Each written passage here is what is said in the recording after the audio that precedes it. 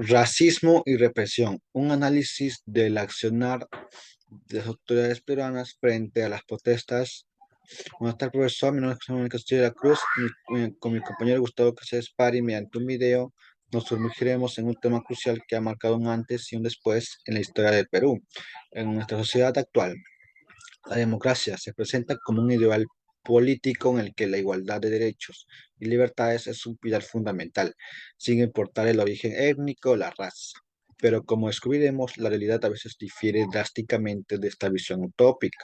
Las masivas protestas que han sacudido a Perú desde la destitución y el presidente Pedro Castillo nos han confrontado con una cruda realidad. La discriminación racial, junto con una represión desmedida por parte de las autoridades, ha dejado un saldo devastador. Decenas de vidas perdidas y cientos de heridos nos han llevado a plantear una pregunta incisiva. ¿Están las autoridades peruanas reprimiendo los derechos humanos de su propio pueblo? Desde nuestra perspectiva crítica, la respuesta es contundente. En este ensayo analizaremos estos eventos a la luz de conceptos fundamentales como la democracia, ciudadanía y derechos humanos, desvelando cómo el racismo y la represión violenta amenazan los cimientos de una sociedad democrática que debería ser un refugio seguro para todos sus ciudadanos. En primer lugar, consideramos que el actuar de las autoridades sí reprimen los derechos de los peruanos, porque usan la fuerza letal como método de control hacia los protestantes. Las autoridades no solo tienen el deber de respetar los derechos humanos, sino también de proteger a la población de cualquier amenaza contra estos. Sin embargo, en este caso, son los propios agentes estatales quienes han perpetrado abusos inhumanos. Asimismo, las mismas autoridades han respondido con violencia a comunidades que buscan ejercer su ciudadanía activa para pedir un cambio democrático, en lugar de propiciar canales de diálogo, negociación y entendimiento mutuo. Es más, la evidencia por Amnistía Internacional apunta que en varios casos hubo uso intencional de fuerza letal, con disparos hacia manifestantes desarmados, incluso por la espalda o cuando auxiliaban heridos, lo que podría constituir ejecuciones extrajudiciales. Un claro ejemplo es el caso del estudiante John Eric Enciso Arias, de 18 años, quien recibió un disparo mortal mientras observaba una protesta en Andahuayla. Según los hechos verificados, no representaba una amenaza hacia la vida de los policías cuando fue asesinado. Estas graves violaciones a los derechos humanos evidencian un quiebre del Estado democrático de derechos, donde debe primar la presunción de inocencia y el debido proceso. Además, la pérdida de vidas no puede justificarse como una respuesta válida ante protestas mayormente pacíficas. Asimismo, el uso desmedido de armamento letal contra los civiles desarmados es contrario a toda ética democrática y humanitaria. En segundo lugar, consideramos que el actuar de las autoridades sí reprimen los derechos de los peruanos, porque actuaron indiscriminadamente en contra de las poblaciones indígenas. Un aspecto que exacerba esta problemática es la continua exclusión y marginación que han sufrido históricamente los pueblos indígenas del Perú, principalmente en la sierra y selva del país. Esto se refleja en las altas tasas de pobreza, menor acceso a servicios básicos y representación política limitada de estas regiones a nivel nacional. En ese contexto, la represión desmedida a sus demandas sociales profundiza la brecha de desigualdad y envía el mensaje de que el Estado no los considera ciudadanos con los mismos derechos. Si bien el derecho a la protesta no es absoluto, la respuesta estatal debe regirse por los principios de legalidad, necesidad y proporcionalidad, tal como establecen los estándares internacionales.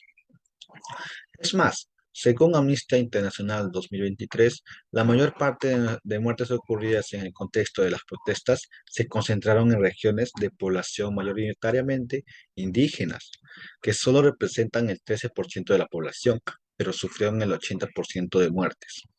Esto quiere decir que el uso excesivo de la fuerza no ha sido equitativamente en todas las manifestaciones, sino que se ha enfocado desproporcionalmente en comunidades tradicionalmente excluidas y discriminadas, como señala la Defensoría del Pueblo.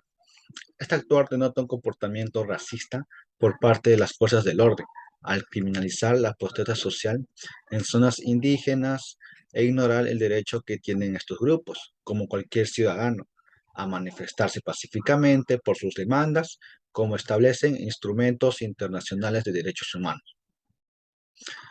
Además, en el Perú no se cumplieron estos criterios, ya que las fuerzas policiales y militares hicieron un uso excesivo de la fuerza letal sin agotar previamente medios no violentos para contenerlos, y tampoco se siguió un protocolo para el uso gradual de la fuerza, ni se tomaron precauciones para no causar pérdida de vida.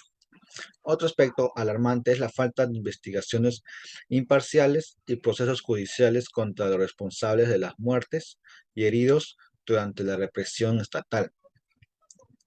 Según Amnistía Internacional, hasta el momento no hay policías ni militares procesados por estas graves violaciones de derechos humanos, lo cual genera un clima de impunidad inaceptable, pues sin rendición ni cuentas ni justicia se abre la puerta para que estas acciones se vuelvan a repetir. Asimismo, es preocupante la narrativa de algunas autoridades que buscan criminalizar la protesta social tildándola de terrorismo y otras figuras penales desproporcionadas cuando el derecho a las manifestaciones pacíficas está amparado por la Constitución. Además, lejos de buscar soluciones democráticas a las demandas ciudadanas, parecen primar estrategias de judicialización que profundizan la conflictividad social. Por ello, el racismo institucional y la violencia deben ser investigados y sancionados para restaurar la legitimidad democrática en nuestro país. En conclusión, el actuar represivo y racista de las autoridades peruanas frente a las protestas ciudadanas constituye una grave violación a los derechos humanos y pone en evidencia fallas estructurales en el ejercicio democrático del poder.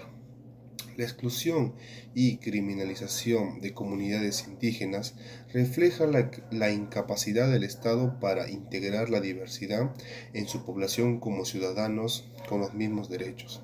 Por ello, es urgente un cambio de paradigma que sitúe la dignidad humana y los derechos de todos en el centro de las decisiones políticas. Las demandas sociales deben atenderse con diálogo, no con violencia, y los responsables de los abusos cometidos deben rendir cuentas ante la justicia. Solo así se podrá encaminar al Perú hacia una democracia real que incluya a toda la ciudadanía en igualdad de condiciones. Por otro lado, se requieren reformas profundas para erradicar el racismo institucional y construir canales efectivos de participación ciudadana que integren a los sectores históricamente excluidos. El Estado debe garantizar los derechos de todos los peruanos, independiente de su origen ético o lugar de procedencia. Sobre estas bases de la inclusión y el respeto a la diversidad, se podrá lograr una convivencia democrática estable y justa.